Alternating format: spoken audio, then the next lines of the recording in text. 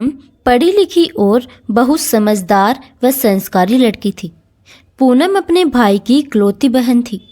वह गरीब परिवार से ताल्लुक़ रखती थी। उस दिन मैं सुबह से रसोई में काम में लगी हुई थी। ऐसा नहीं था कि मैं अकेली ही काम कर रही थी। खाना बनाने वाली दो और औरतें भी वहाँ मौजूद थीं, पर वो खाना बनाने में बिजी थी। ऐसे में लोगों को चाय नाश्ता दूध पकड़ाना मेरा काम था। ससुर जी का जन्मदिन था।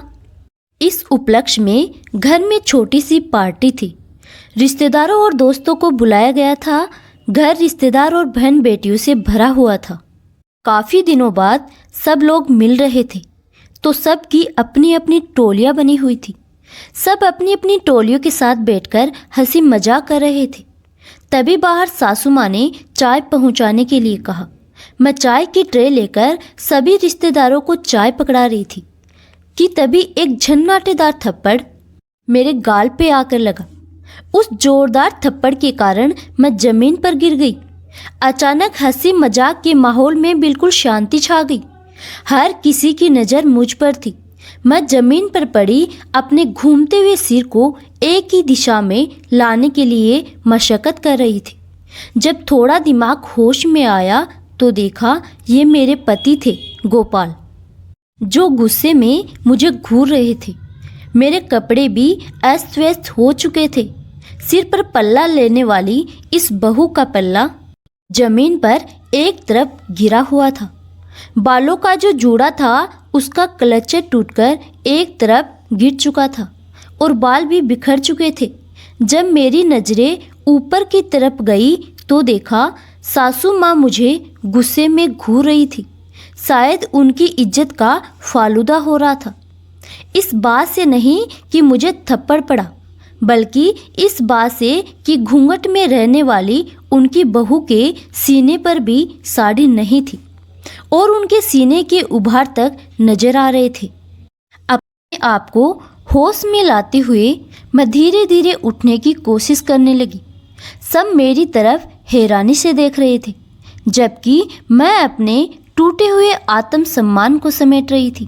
तभी गोपाल जोर से चिल्लाते हुए बोले, किससे पूछकर तूने ये सामान खरीदा?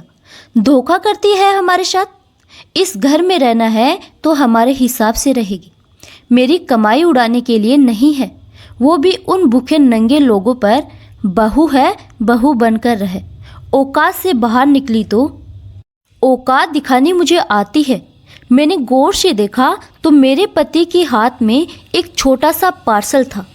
तभी याद आया कि अभी 5 दिन पहले मैंने अपने भाई के लिए शूज ऑनलाइन बुक किए थे, वो भी मात्र 300 रुपये के, क्योंकि आज उसका भी जन्मदिन था। तो सोचा कि वो आएगा तो उसे गिफ्ट दूंगी, पर इन लोगों ने तो उन्हें भी नहीं बुलाया। आखिर बहू के मायके वाले जो ठहरे। मेरा मायका निम्न मध्य वर्गीय परिवार है, जबकि मेरा ससुराल उच्च मध्य वर्गीय परिवार में आता है। बस इसी चीज का गुमान है इन लोगों को। ये अलग बात है कि मेरी सुंदरता पर मोहित होकर खुद ये लोग रिश्ता लेकर हमारे घर आए थे। तब तो बहू को बेटी बनाने की बात की जा रही थी। मेरे पापा ने तो मना भी कर दिया था कि हमारी हैसियत नहीं आपके परिवार में हमारी बेटी ब्याहने की। लेकिन तब बड़े ऊंचे वादे किए थे इन लोगों ने। लेकिन अब ख्वाहिश पूरी हो गई तो वो मोह भी छूट गया। अब मेरे परिवार के लोग इन्हें भूखे नंगे नजर आते हैं और मैं घर की नौकरानी। दरअसल गोपाल एक जिद्दी और गुस्सैल इंसान था। इस कारण शादी नहीं हो रही थी। इसीलिए एक गरीब घर की लड़की को ये लोग अपने घर में बहू बनाकर ले आए। पर शादी के बाद से आज तक मेरे मायके वालों को इन लोगों ने कभी किसी प्रोग्राम में नहीं बुलाया। तभी मेरी सासू माँ अपने बेटे की हरकत सही बताते हुए बोली, अब पति बेचारा क्या करे जब पत्नी ही उनकी भावनाओं को ना समझे। अरे जब उसे पसंद नहीं है तो क्यों खरीदती है ऑनलाइन? पैसे कोई पेड़ पर थोड़ी ना उगते हैं। जब बाहर रहना इसी घर में है तो क्यों याद करती है अपने मायके वालों को? फिर मेरी तरफ बढ़ते हुए सासू माँ ने मेरा हाथ पकड़ा और मुझे अंदर कमरे में ले जाते हुए कहा, चल बहू अंदर चल। जाकर पहले कपड़े सही कर, बहुत काम पड़ा है। मन नफरत से भर उठा। यहाँ मेरे स्वाभिमान के टुकड़े टुकड़े हो गए और इस औरत को काम की पड़ी है, फिर भी कमी मुझ में ही निकाल रही है। अपने नालायक बेटे को कुछ नहीं कह रही।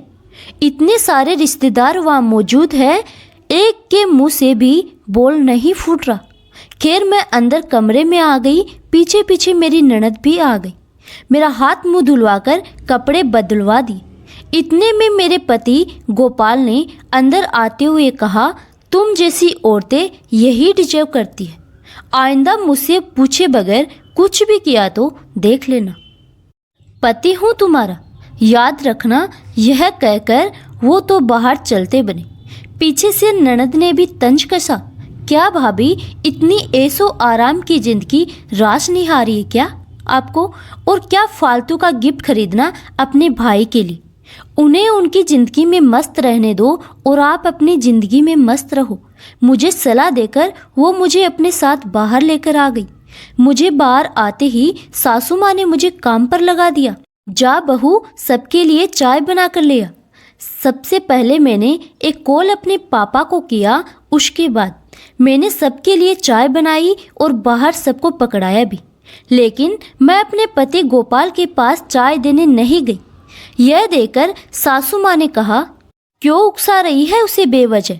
उसे भी चाय दे या। पति से भी भला कोई नाराज रहता है क्या? मन मारकर चाय के चक्कर में अपने पति के पास गई।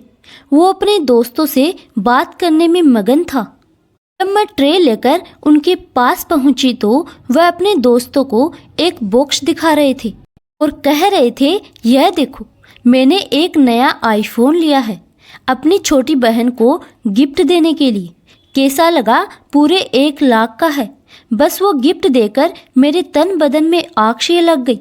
मैंने भी ट्रे एक तरफ रखी और खींचकर एक थप्पड़ गोपाल के गाल पर दे मारा।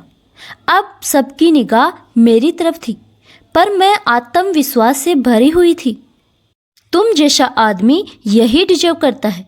किससे पूछकर तुमने यह गिफ्ट खरीदा? पत्नी हूँ तुम्हारी, याद रखना। औकात में रहो, वरना औकात दिखाने मुझे भी आती है।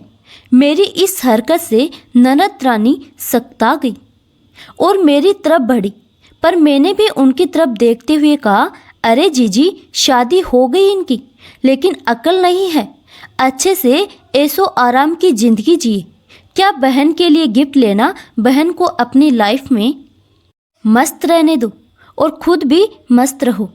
इससे पहले कि सासू माँ कुछ कहती, मेरे पापा घर के दरवाजे पर खड़े थे, जो कि सब कुछ देख सुन चुके थे।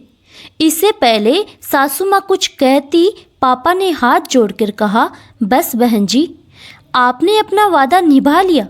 आपने कहा था कि मेरी बेटी को अपनी बेटी बनाकर रखेंगे। देखिए, बिल्कुल बेटी बनाकर रखा है। बिल्कुल बराबरी का हक दिया है। आपके बेटे ने एक थप्पड़ मारा था, वो उसने सूद समेत वापस दे दिया। अब हम हमारी बेटी ले जाने आए हैं, हमें माफ़ करो। अपनी इज्जत का फालूदा होते देखकर ससुर जी ने कहा, अरे समधी जी, ये छोटी मोटी बातें तो परिवार में चलती रहती है। आप आइए, अंदर तो बैठिए। माफ़ करना समधी जी, यह सब आपके परिवार में चलता होगा, हमारे यहाँ नहीं। बेटी को मार खाने के लिए नहीं भेजा हमने। गरीब जरूर है, पर बेटी बेची नहीं है हमने। कहते हुए पापा ने मुझे चलने का इशारा किया। मैं अंदर कमरे में गई और अपना सामान लेकर अपने आत्मविश्वास के साथ उस घर से रवाना हो गई। कुछ दिनों बाद हमारा तलाक हो गया और आज मैं स्वतंत्र हूँ। अपनी आगे की पढ़ाई पूरी कर आज बड़ी पोस्ट पर पहुंचकर कलेक्टर बन चुकी थी और समाज में फैली हुई बुराइयों का सर्वनाश करने का संकल्प ले लिया। दोस्तों, पूनम और पूनम के पापा ने पूनम के ससुराल वालों को सबक सिखाकर सही किया या गलत कमेंट बॉक्स में ज़रूर बताइए। हमारा मकसद किसी की भावनाओं को ठेस पहुंचाना नहीं है। ये मनोरंजन के लिए लिखी गई एक काल्पनिक कहानी है। कहानी पसंद आई तो एक लाइक ज़रूर करें। धन्यवाद।